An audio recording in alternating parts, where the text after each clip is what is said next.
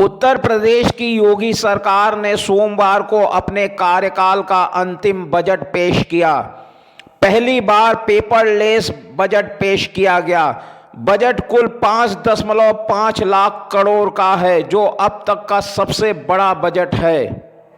वित्तीय वर्ष 2021-2022 का बजट राज्य के वित्त मंत्री सुरेश खन्ना ने मुख्यमंत्री योगी आदित्यनाथ की मौजूदगी में पेश किया।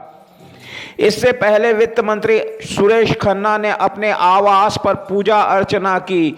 उसके बाद वे विधानसभा पहुंचे, जहां गेट पर उन्होंने मुख्यमंत्री योगी आदित्यनाथ के साथ लाल कपड़ों में ढके उस टैब को दिखाया जिसमें बजट को बनाया गया है।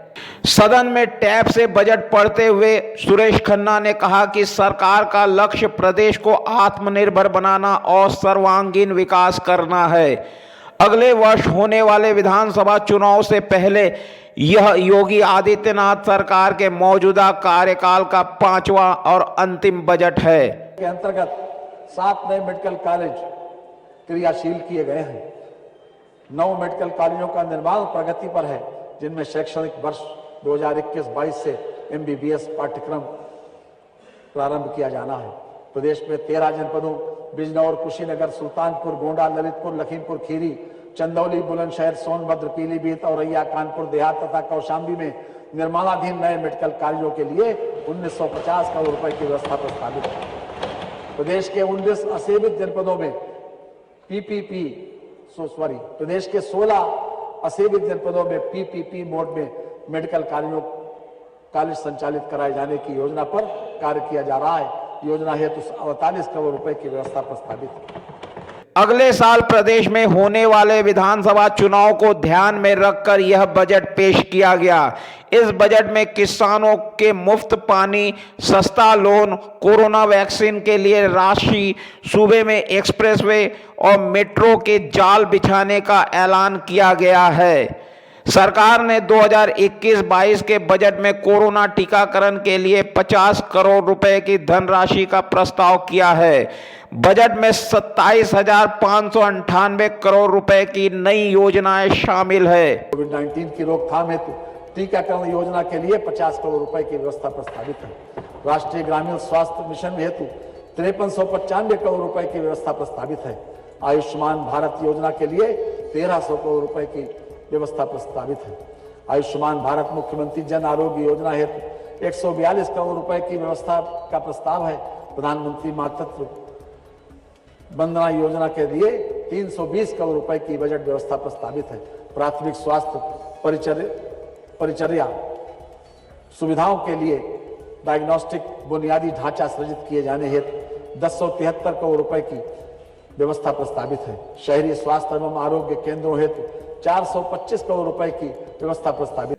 सरकार ने बजट में अयोध्या में निर्माणाधीन हवाई अड्डे का नाम मर्यादा पुरुषोत्तम श्री राम के नाम पर रखने का ऐलान किया। एयरपोर्ट के लिए 101 करोड़ रुपए का प्रावधान किया गया है। इस बजट में वित्त मंत्री सुरेश खन्ना ने किसानों का विशेष ध्यान रखा है। सूबे में अधिक उत्पादन करने वाली फसलों को चिन्हित करने का काम किया गया। ब्लॉक स्तर पर किसान उत्पादक संगठनों की स्थापना की जाएगी, जिसके लिए 100 करोड़ रुपए का प्रावधान किया गया है।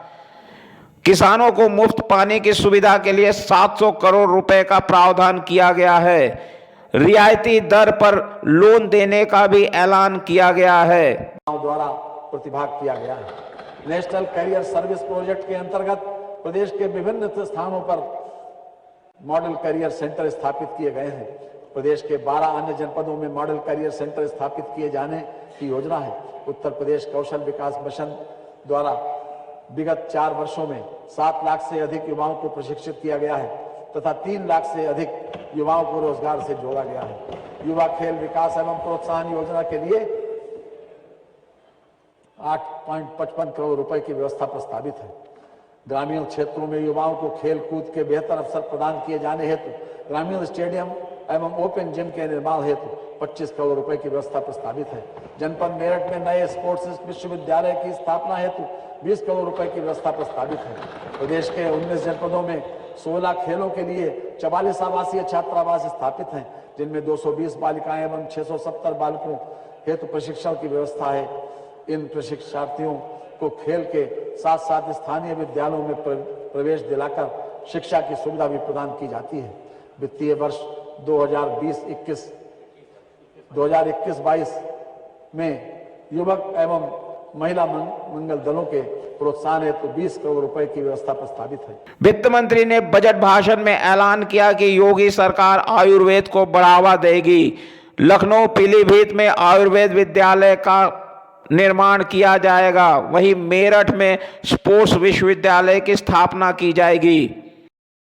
वित्त मंत्री सुरेश खन्ना ने कहा कि किसानों की आय दोगुनी करना सरकार का लक्ष्य है। मुख्यमंत्री अभ्युदय योजना शुरू की गई है। हर घर में जल, बिजली और बैंकिंग की सुविधा दी जाएगी। महिला सुरक्षा के लिए लगातार अभियान चलाए जा रहे हैं। उन्होंने कहा कि प्रतियोगी परीक्षाओं के लिए युवाओं को मुफ्त कोचिंग देने की व्यवस्था की गई है, जिसके लिए छात्र छात्राओं को टैबलेट भी दिए जाएंगे। ब्यूरो रिपोर्ट, युग करवट न्यूज। योगी सरकार ने सोमवार को 5,50,270 करोड़ का बजट पेश किया। बजट के बाद सीएम योगी ने मीडिया को संबोधित करते हुए कहा कि पिछले हर साल की तुलना में इस बार का बजट 38,000 करोड़ रुपए ज्यादा है। उनकी सरकार ने लोक कल्याणकारी बजट पेश किया है। सरकार का फोकस राज्य के समावेशी विकास पर है। सरकार राज्य के कोने कोने का विकास करने के लिए प्रतिबद्ध है। सीएम योगी ने कहा कि सरकार हर घर में बिजली के साथ ही हर गांव को सड़क और गांव के हर कोने में पीने का पानी मुहैया कराने पर फोकस कर रही है। खास तौर पर हर घर को नल, हर घर को बिजली, हर गांव में सड़क और हर गांव को डिजिटल बनाने के संकल्प के साथ ही हर खेत को पानी और हर हाथ को काम देने का संकल्प इस बजट में निहित है। यह बजट प्रदेश के गांव, गरीब, किसान, नौजवान, महिलाएं और समाज के प्रत्येक तबके का प्रतिनिधित्व करने वाला यह बजट है। आत्मनिर्भर उत्तर प्रदेश की भावना के अनुरूप यह बजट है। इसमें रोजगार की व्यवस्था, सभी वर्गों के उत्थान का इरादा, वंचितों, शोषितों एवं युवाओं के सुंदर भविष्य की रूपरेखा और उत्तर प्रदेश के नव निर्माण की संरचना भी इस बजट में निहित है। मैं इस शानदार बजट के लिए वित्त मंत्री जी को और अपर मुख्य सचिव वित्त और वित्त आयुक्त जी को हृदय से बधाई देता हूं। वेब सिटी के प्रभावित किसान सोमवार को जिला प्रशासन के अधिकारियों से मिलने पहुंचे। इस दौरान किसानों ने आरोप लगाया कि उनकी जमीनों की कोई खरीद फरोख्त किए बिना ही उन पर बिल्डर द्वारा न सिर्फ कब्जा किया गया बल्कि उन पर निर्माण कार्य भी शुरू करा दिया गया है। किसानों ने कहा है कि पुलिस प्रशासन के अधिकारियों ने मामले के निस्तारण का आश्वासन दिया था, लेकिन फिर भी बिल्डर काम नहीं रोक रहा है। आश्वासन के बाद भी बिल्डर द्वारा काम न रोके जाने पर बमहेटा गांव के प्रभावित किसानों ने इसके लिए जिला प्रशासन के अधिकारियों को जिम्मेदार बताया। किसानों का आरोप है कि पहले तो बिल्डर द्वारा किसानों की उन जमीनों पर कब्जा किया गया जो उन्होंने बेची ही नहीं थी। उस पर फर्जी रिट के सहारे पुलिस प्रोटेक्शन की मांग कर जमीनों पर कब्जा कर उस पर निर्माण कार्य कराए जाने की कार्रवाई शुरू कर दी। जब किसानों ने जमीन बेची ही नहीं तो वे बिल्डर की कैसे हो गई। कांग्रेस जिला अध्यक्ष विजेंद्र यादव ने आरोप लगाया कि बिना जमीनों की खरीद फरोख्त के बिल्डर अपना काम कैसे कर रहे हैं। आप सबको विदित है, पिछले 4 दिन से आदित्य वर्ल्ड सिटी और वेब सिटी उन्होंने एक फर्जी रिट दायर करके और उस रिट का सहारा लेकर के उस पर पुलिस प्रोटेक्शन जिला प्रशासन से मांगी और उसके आधार पर पिछले 4 दिन में सब कुछ तहस नहस कर दिया। जिन जमीनों पे कभी कोई लेन देन नहीं हुआ, जिन जमीनों का कोई खरीद फरोख्त नहीं हुई, हरे पेड़ उजाड़ दिए गए, उन जमीनों पर कब्जे कर लिए गए, बाग बगीचे सब ध्वस्त कर दिए गए। उल्टा पुलिस बल द्वारा महिलाओं पर भी लाठीचार्ज हुआ, अत्याचार हुआ, नौजवानों पर लाठीचार्ज हुए, फर्जी मुकदमे 307 7 क्रिमिनल एक्ट, इस तरह के हालात बना के इस सरकार में जिला प्रशासन के सहयोग से बिल्डर बमहेटा और तमाम आसपास की जमीनों को कब्जा करने का काम कर रहा है। किसानों ने कहा कि इसके विरोध में लगातार आंदोलन किया जा रहा है, लेकिन शांतिपूर्ण तरीके से धरने पर बैठे किसानों को पुलिस प्रशासन द्वारा बलपूर्वक हटाया गया। अगर बिल्डर को किसानों ने जमीन दी है तो उसका सबूत दिखाया जाए। यह किसानों के साथ अत्याचार की कार्रवाई है। बिल्डरों के ये आदित्य वर्ल्ड सिटी है, ये किसानों के साथ में ज़बरदस्ती कर रहा है और उन लोगों के साथ में कर रहा है जिन्होंने अपनी ज़मीनें नहीं दी हैं। जिन्होंने अपनी ज़मीनें दे चुके उस पर तो कोई विरोध ही नहीं किया किसी भी किसान ने। इन्होंने अभी 15 तारीख में जो पूरी फसल उजाड़ दी ज़बरदस्ती, खड़ी फसल, बाग भी और तुम्हारे गेहूं की फसल है वो भी उपाड़ दी, आबादी सारी आबादी सबको इन्होंने नोटिस भी दे रखे हैं और गांव का रास्ता और पानी दोनों बंद कर दिया। इतनी ज्यादती हो रही है कि पूछो ही मत। और पहले ही चल रहे थे पानी। कल इन्होंने एडीएम सिटी और सीओ साहब दोनों गए थे साइड पे, इनको भी ज्ञापन देने का काम किया गांव वालों ने। महापंचायत हुई थी तो उसी के आधार पे इन्होंने आज 12 बजे का टाइम रखा था हमसे कि आपके साथ में मीटिंग है और काम रोकने का भी काम किया था, लेकिन ये लोग काम कर रहे हैं ज़बरदस्ती। पूरी रात काम भी चला, रात को भी काम चला। इस मामले में सोमवार को किसान जिला प्रशासन के अधिकारियों से मिलने पहुंचे। किसानों ने दो टूक कहा है कि अगर उनकी मांगों को नहीं माना गया तो वह उग्र आंदोलन करने को मजबूर होंगे, लेकिन किसी भी कीमत पर अपनी जमीनों को बिल्डर को नहीं देंगे। ब्यूरो रिपोर्ट, युग करवट न्यूज। रक्षा मंत्री राजनाथ सिंह ने दिल्ली में 26वें हुनर हाट का उद्घाटन किया। अल्पसंख्यक मंत्रालय की ओर से देश भर के दस्तकारों, शिल्पकारों, कारीगरों के स्वदेशी उत्पादों को बढ़ावा देने और मार्केट उपलब्ध कराने के उद्देश्य से हुनर हाट का आयोजन किया जा रहा है। इस मौके पर रक्षा मंत्री राजनाथ सिंह ने कहा कि हुनर हाट देश की सशक्त सांस्कृतिक समृद्धि का संदेश देता है, देश के हुनर की ब्रीडिंग कर रहा है। 26वें हुनर हाट का आयोजन वोकल फॉर लोकल थीम पर आयोजित किया गया। अब तक लखनऊ, जयपुर, रामपुर सहित कई शहरों में हुनर हाट का आयोजन किया गया। हुनर हाट 2 मार्च तक चलेगा। देश भर के दस्तकारों, शिल्पकारों और कारीगरों के स्वदेशी उत्पादों को देश और दुनिया के सामने प्रदर्शित करने और उन्हें बढ़ावा देने के लिए केंद्रीय अल्पसंख्यक कल्याण मंत्रालय की ओर से पूरे देश में हुनर हाट का आयोजन किया जा रहा है। रविवार को 26वें हुनर हाट का आयोजन नई दिल्ली के जवाहरलाल नेहरू स्टेडियम में किया गया। रक्षा मंत्री राजनाथ सिंह ने इस हाट का उद्घाटन किया। इस मौके पर रक्षा मंत्री राजनाथ सिंह ने कहा कि हुनर हाट में कोरोना काल में आपदा को अवसर में बदल दिया। हुनर हाट देश की सशक्त सांस्कृतिक समृद्धि का संदेश देता है, देश की हुनर की विरासत की ब्रांडिंग कर रहा है। मैं आप सबसे यही अनुरोध करना चाहूंगा, इसे खरीदें, घर ले जाएं, बच्चों को भी दिखाएं।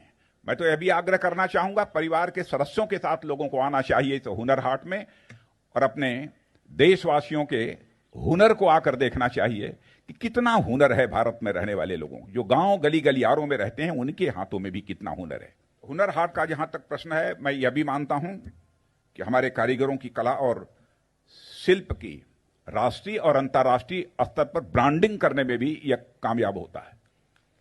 इससे ब्रांडिंग भी होती है, बहुत महत्वपूर्ण भूमिका यह निभाता है। और जब ब्रांडिंग होगी तो यह स्वाभाविक रूप से जो हमारे शिल्पकार हैं उनको अपने आइटम्स की, अपनी चीजों की उचित कीमत भी मार्केट में मिलेगी। जब तक ब्रांडिंग नहीं होती है तब तक कोई भी हम सामान लेकर जाएं, जितनी उसकी कीमत मिलनी चाहिए उतनी कीमत नहीं मिल पाती है। इसलिए इस हुनर हाट की एक अपने में बहुत ही अहमियत है। राजनाथ सिंह का कहना है कि हुनर हाट आत्मनिर्भर भारत की दिशा में महत्वपूर्ण भूमिका निभा रहा है। देश के हर प्रांत क्षेत्र में अद्भुत कला, क्षमता, प्रतिभा और हुनर है। हुनर हाट में आए दस्तकार, शिल्पकार न केवल कला के उस्ताद है बल्कि किस्मत के भी उस्ताद है। इसलिए हुनर हाट हमारे पारंपरिक कारीगरों के बाजार और अवसर प्रदान करने का एक बहुत ही महत्वपूर्ण अभियान यह साबित हुआ है, ऐसा मैं समझता हूं। मुझे यह भी बतलाया गया है कि पिछले 5 वर्षों में हुनर हाट के माध्यम से 5 लाख की संख्या में रोजगार के अवसर, एम्प्लॉयमेंट अपॉर्चुनिटीज जो क्रिएट की गई हैं। हमारे प्रधानमंत्री जी भी बार बार कहते हैं वोकल फॉर लोकल। जो भी लोकल है उसके लिए आप वोकल होइए, बोलिए, उसकी चर्चा की जानी चाहिए, उसकी प्रशंसा की जानी चाहिए। आत्मनिर्भर भारत के लक्ष्य को प्राप्त करने में मैं समझता हूं कि यह अब बहुत ही महत्वपूर्ण भूमिका का निर्वाह करेगा। जो हमारे प्रधानमंत्री जी का आह्वान है भारत को आत्मनिर्भर भारत बनाने का। केंद्रीय अल्पसंख्यक कार्य मंत्री मुख्तार अब्बास नकवी ने कहा कि स्वदेशी दस्तकारों और शिल्पकारों के 26वें हुनर हाट का आयोजन वोकल फॉर लोकल थीम पर किया गया। हुनर हाट का आयोजन 20 फरवरी से 1 मार्च 2021 तक किया जा रहा है। इसमें अब तक देश के 31 से अधिक राज्य एवं केंद्र शासित प्रदेशों से 600 से अधिक दस्तकार, शिल्पकार शानदार स्वदेशी उत्पादों के साथ शामिल हुए हैं। ब्यूरो रिपोर्ट, युग करवट न्यूज। व्यापारियों की समस्याओं के निस्तारण के लिए गाजियाबाद डीएम अजय शंकर पांडे ने व्यापार बंधु के साथ बैठक की। बैठक के दौरान व्यापारियों ने अपनी सुरक्षा को लेकर जहां चिंता जताई और कहा कि आए दिन व्यापारियों के साथ हो रही लूट की घटनाओं से दहशत का माहौल व्याप्त है। इसके अलावा चेकिंग के नाम पर भी व्यापारियों का उत्पीड़न किया जा रहा है। बाजारों में जाम की वजह से व्यापार करने में कठिनाइयां आ रही हैं। डीएम ने व्यापारियों को समस्याओं के निस्तारण का आश्वासन दिया है। नहीं हो सका है तो इस बोर्ड की जो हमारी जो बैठक हो रही है इसके माध्यम से उसको अवगत भी करा दिया जाएगा। निपुण आप उनको बता भी दीजिएगा, इसको ट्रैफिक से इसका करा दीजिएगा। वही उनको बता दें कि पूरे जनपद के लिए 3 योजनाएं अभी हम लोगों की हैं, जिसमें इन तीनों योजनाओं में जो हमारा ट्रैफिक मैनेजमेंट है वो बड़ा मेजर कंपोनेंट है उसका। किसान आंदोलन के बीच किसानों और खाप चौधरियों से बातचीत करने शामली पहुंचे केंद्रीय मंत्री और नेताओं को भारी विरोध का सामना करना पड़ा। शामली जिले के भैंसवाल गांव में पहुंचे केंद्रीय मंत्री और बीजेपी के नेताओं को किसानों ने गांव में नहीं घुसने दिया। किसानों ने बीजेपी और मंत्री के खिलाफ मुर्दाबाद के भी नारे लगाए। खाप चौधरियों ने इन नेताओं से मिलने से साफ इनकार कर दिया। हालांकि केंद्रीय मंत्री संजीव बालियान ने गांव के बाहर गाड़ी पर चढ़कर कहा 10-20 लोगों के विरोध करने पर उनका अभियान नहीं रुकेगा। वे किसान व खाप के नेताओं से मिलने का कार्यक्रम जारी रखेंगे।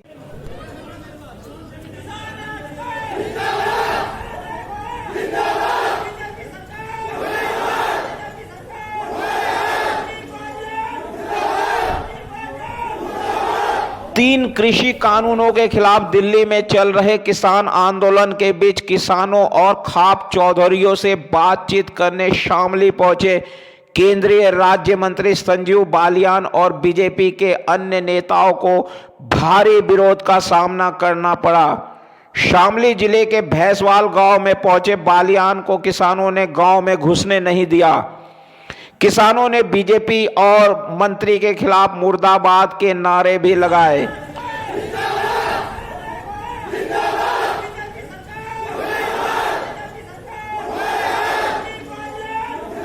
दरअसल किसान आंदोलन सरकार के गले की फांस बन गया है। गृह मंत्री अमित शाह ने पश्चिम यूपी के बीजेपी नेताओं को खापों के बीच जाकर कृषि कानूनों को लेकर भ्रांति को दूर करने के निर्देश दिए हैं।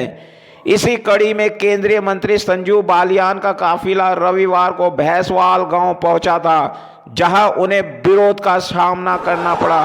उनके साथ प्रदेश के मंत्री सुरेश राणा और बीजेपी के क्षेत्रीय अध्यक्ष मोहित बेनीवाल भी थे। किसानों ने नारा दिया कि पहले किसान कानून वापस कराओ, फिर गांव में आओ। हालांकि किसानों के विरोध के बीच केंद्रीय मंत्री संजीव बालियान ने भी अपने तेवर दिखाए। उन्होंने गाड़ी पर खड़े होकर कहा कि 10 लोगों के विरोध के चलते मुर्दाबाद नहीं होता, मैं किसानों के बीच जाता रहूंगा।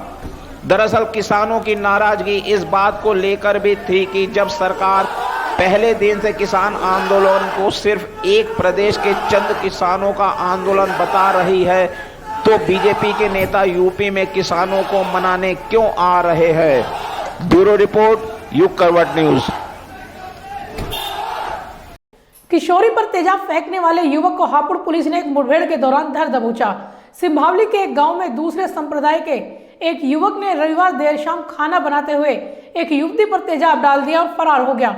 इस मामले में तत्परता दिखाते हुए हापुड़ पुलिस ने घटना के चंद घंटों बाद ही आरोपी को पकड़ लिया। इस घटना को लेकर दोनों गांवों में तनाव का माहौल है। हापुड़ जिले के सिंभावली क्षेत्र के एक गांव में किशोरी पर तेजाब डालने वाले युवक को हापुड़ पुलिस ने घटना के कुछ घंटे बाद ही धर दबोचा। पुलिस ने मुठभेड़ के दौरान आरोपी युवक को पकड़ा था। रविवार को देर शाम 17 वर्षीय किशोरी पर दूसरे गांव के व दूसरे संप्रदाय के एक युवक ने उस समय तेजाब डाल दिया जब वह अपने घर के आंगन में खाना बना रही थी। इस घटना के बाद से गांव वालों में आक्रोश फैल गया। हापुड़ पुलिस ने घटना के बाद से ही युवक की धरपकड़ के लिए तलाश शुरू कर दी और घटना के करीब 8 घंटे बाद ही आरोपी को धर दबोचा गया। एसपी हापुड़ नीरज जादव ने बताया कि बल प्रयोग कर युवक को पकड़ा गया है। फिलहाल अस्पताल में इलाज के लिए भर्ती कराया गया है। आज शाम को 7:30 बजे सिंभावली थाना क्षेत्र में एक लड़की पर एसिड अटैक की घटना हुई थी, जिस संबंध में तत्काल अभियोग पंजीकृत किया गया। पुलिस ने आवश्यक बल प्रयोग करके मुख्य अभियुक्त रोहिल को गिरफ्तार किया है। रोहिल घायल अवस्था में है, इसको अस्पताल पहुंचा दिया गया, जहां इसका उपचार चल रहा है। इसकी स्थिति सामान्य है, आवश्यक वैधानिक कार्रवाई की जा रही है। Thank you. इस घटना में घायल युवती की हालत गंभीर बनी हुई है। युवती का इलाज मेरठ के एक अस्पताल में चल रहा है। घटना को लेकर दोनों गांवों के बीच तनाव की स्थिति बनी हुई है। परिजन आरोपी के खिलाफ कड़ी से कड़ी कार्रवाई करने की मांग कर रहे हैं। एसपी नीरज यादव ने बताया कि घटना के कारणों का पता किया जा रहा है, जिसके बाद ही पता चल सकेगा कि आरोपी ने घटना को अंजाम क्यों दिया। ब्यूरो रिपोर्ट, युग करवट न्यूज। निजी स्कूलों की मनमानी के खिलाफ विभिन्न जिलों के अभिभावकों ने हुंकार भरी है। गाजियाबाद के वैशाली में आयोजित गाजियाबाद पेरेंट्स एसोसिएशन द्वारा आयोजित बैठक में अभिभावकों ने कहा है कि अब समय आ गया है कि सरकार को सरकारी विद्यालयों के इंफ्रास्ट्रक्चर और बिल्डिंग के ढांचों में सुधार की अहम शुरुआत करनी चाहिए, जिससे आम जनता को निजी स्कूलों की लूट से छुटकारा मिल सके।